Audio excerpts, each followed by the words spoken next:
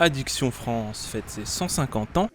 Ce jeudi, c'était l'heure de la journée anniversaire à Saint-Dizier et la rencontre des membres de l'association qui lutte contre les addictions. Le but de cette journée était donc de changer le regard sur les addictions. Les usagers ont même pris part à cette journée. Et ce qu'on a choisi à Saint-Dizier pour pouvoir marquer le coup, c'est de faire participer donc nos usagers en faisant un poster avec 150 photos. Et ça nous a permis de récolter 153 clichés et de pouvoir faire une belle affiche à leur effigie et en montrant que il n'y a pas besoin d'être addict pour se cacher et qu'on peut montrer des vrais regards avec les personnes qu'on prend en charge. On leur propose des suivis adaptés. On évalue la demande.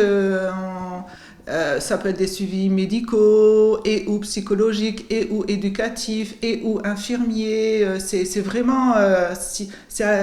il faut voir, il faut évaluer la demande et après proposer ce qui correspond le mieux à la pathologie ou aux besoins.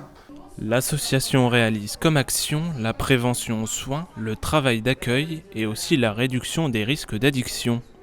Les victimes sont gravement touchées, comme Louis, qui est victime d'addiction à l'alcool depuis plus de 10 ans.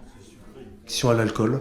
Le plus dur, ça a été de franchir la porte, parce que c'est un peu une maladie honteuse, entre guillemets.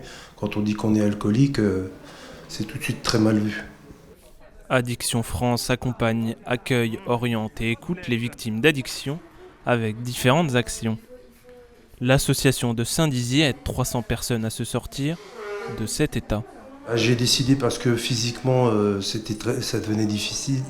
Une fois que j'ai franchi le pas, c'était beaucoup plus simple. Une prise en charge globale.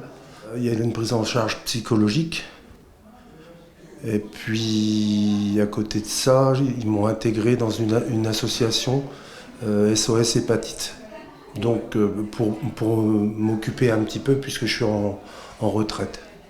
Selon la Fédération française d'addictologie, la consommation d'alcool et de tabac représente 49 000 décès par an en France.